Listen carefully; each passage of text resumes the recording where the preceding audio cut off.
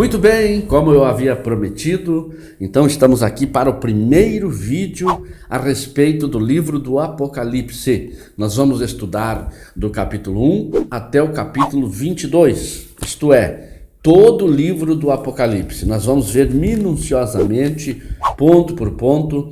Claro, vamos ver aqui as partes principais, como eu já falei no início, na introdução do vídeo anterior, fazendo ali algumas perguntas a respeito de alguns assuntos.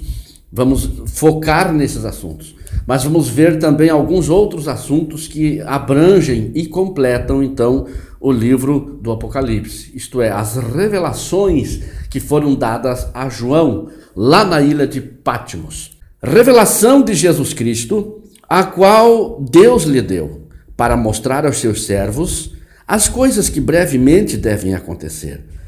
E pelo seu anjo as enviou e as notificou a João, seu servo. A palavra Apocalipse quer dizer revelação. Então não está nada escondido, não está nada oculto, tudo está revelado.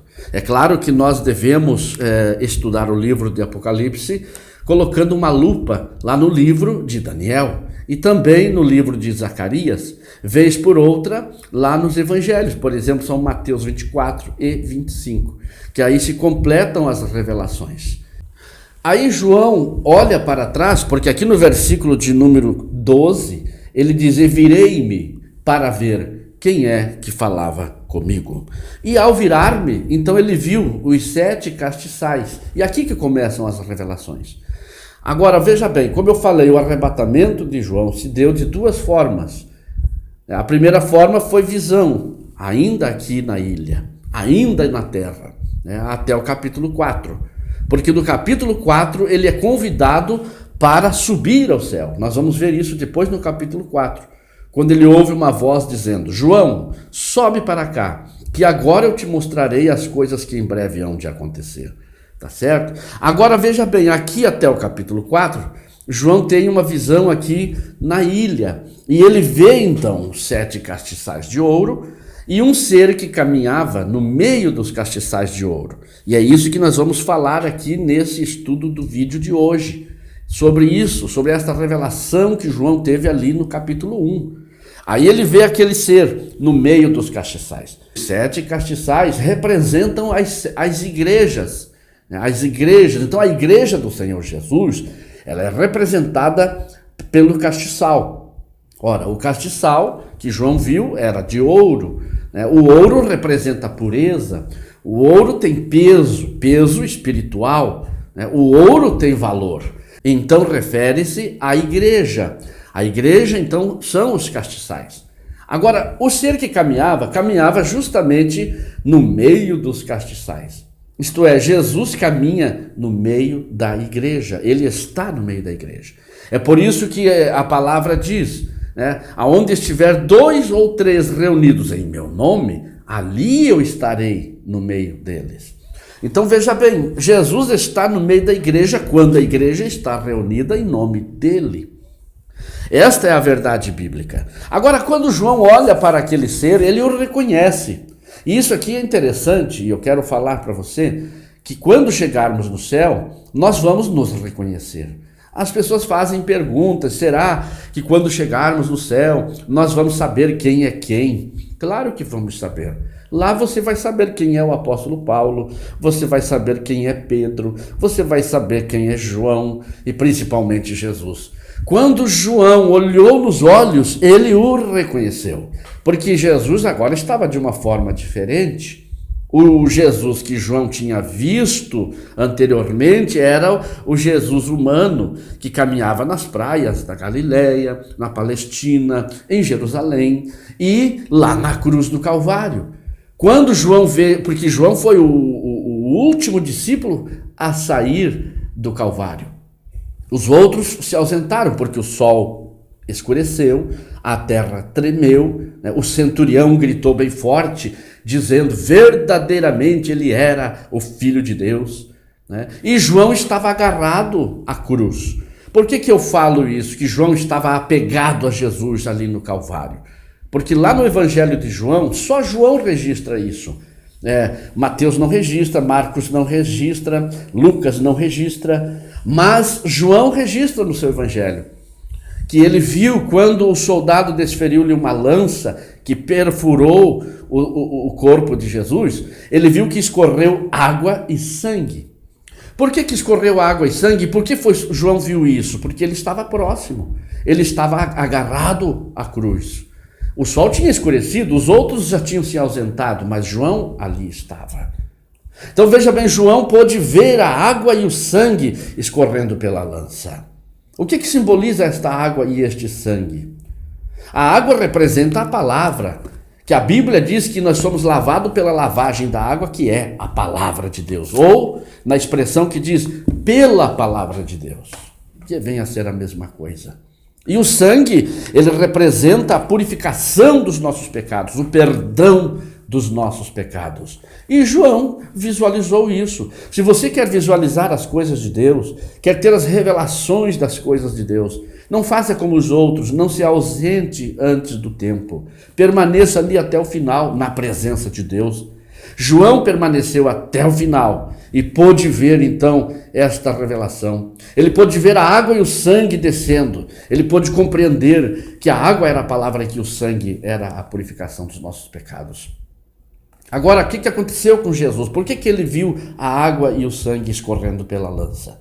É que havia entre os romanos, aquela lei dos romanos, na pena capital, que era a crucificação, havia as leis que regiam a crucificação de qualquer apenado, de qualquer criminoso. E Jesus foi crucificado como um criminoso. Então veja bem, existiam as cláusulas e as leis que regiam aquele ato. E quando então, por exemplo, o soldado crucificava o criminoso e o matava, e se porventura aquele criminoso sobrevivesse, ou aquele crucificado sobrevivesse, então o soldado era crucificado no lugar dele. Não podia sobreviver, ele tinha que se certificar de que realmente estava morto. E por isso eles vinham quebrando as pernas dos crucificados. Ali tinha 3 cruzes. Por que eles quebravam as pernas? Porque o crucificado fazia um esforço com os pés no cravo para poder respirar e viver um pouquinho mais.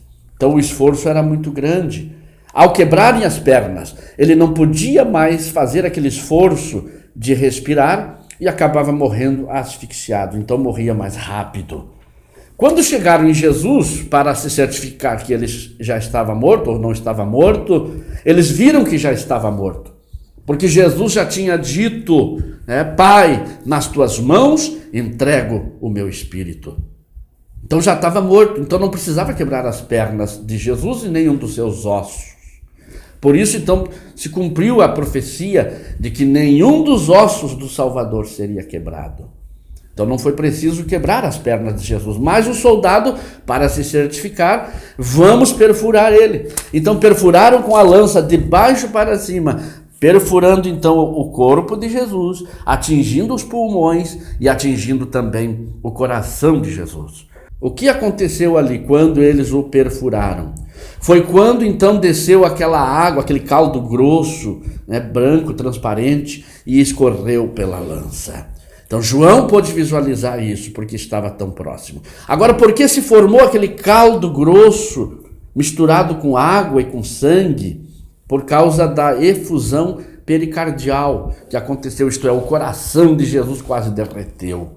E aconteceu também uma efusão pleural, isto é, os pulmões de Jesus também se desmancharam, a ponto de criar esse caldo grosso em forma de água e sangue. Agora, isso quer dizer que o nosso Senhor sofreu muito. Ele sofreu muito, a ponto de acontecer isso com seus órgãos internos. Tudo isso por amor, tudo isso para salvar a mim e salvar a você. Então observe bem, estamos falando aqui do Cristo glorificado que João vê aqui na ilha de Patmos. Então esse era o Jesus que ele tinha visto lá na cruz pela última vez. Um Jesus sofrido, um Jesus magro, um Jesus com os olhos no fundo, um Jesus surrado, abatido. Esta foi a última visão que João teve do Cristo lá na cruz do Calvário. Mas agora ele está vendo ele aqui na sua visão, um Cristo glorificado. E quando João virou-se então para ver quem falava com ele, ele viu então ali aquele ser. E como era aquele ser que falava com ele? Aquele ser tinha roupas talares. O que é roupas talares? Quer dizer, comprida até os pés, e cingido os peitos com um cinto de ouro.